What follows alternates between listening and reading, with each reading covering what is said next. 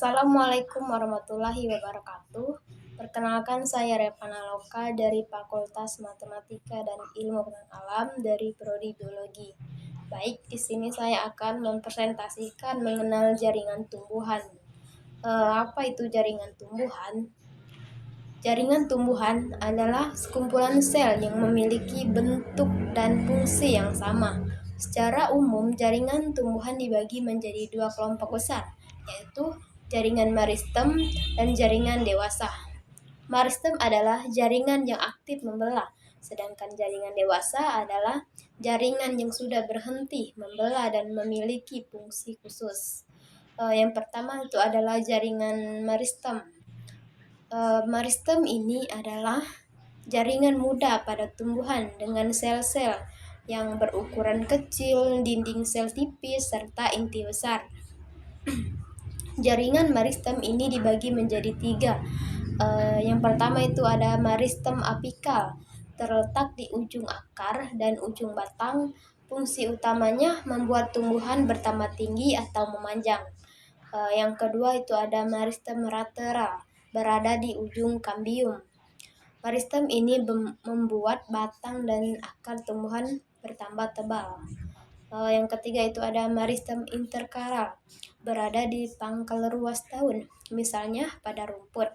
Meristem ini membantu tumbuhan pulih dan tumbuh cepat setelah terpotong.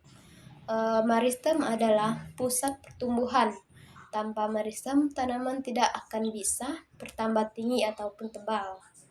Yang kedua itu ada jaringan dewasa. Satu, itu ada epidermis, adalah lapisan paling luar dari tumbuhan yang berfungsi melindungi seluruh permukaan akar, batang, dan daun. Epidermis memiliki stomata untuk pertukaran gas, cuticula untuk mengurangi penguapan, serta trikoma sebagai pelindung tambahan. Yang kedua itu ada parenkim. Parenkim merupakan jaringan besar yang mengisi sebagian besar organ tumbuhan.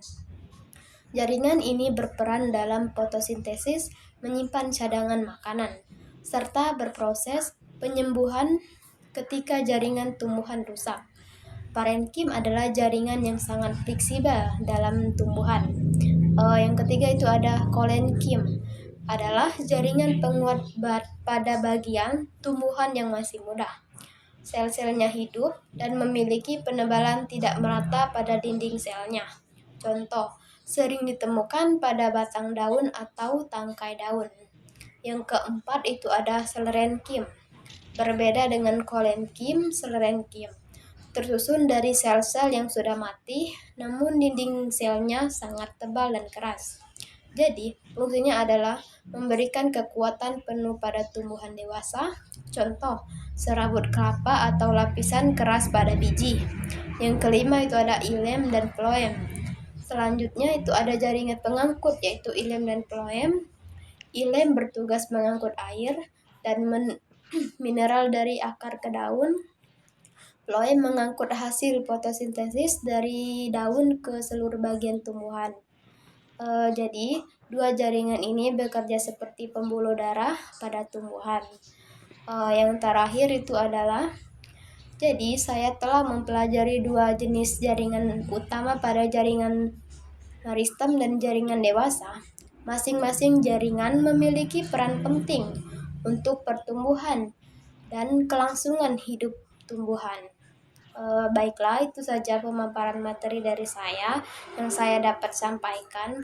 Saya tutup. Wassalamualaikum warahmatullahi wabarakatuh.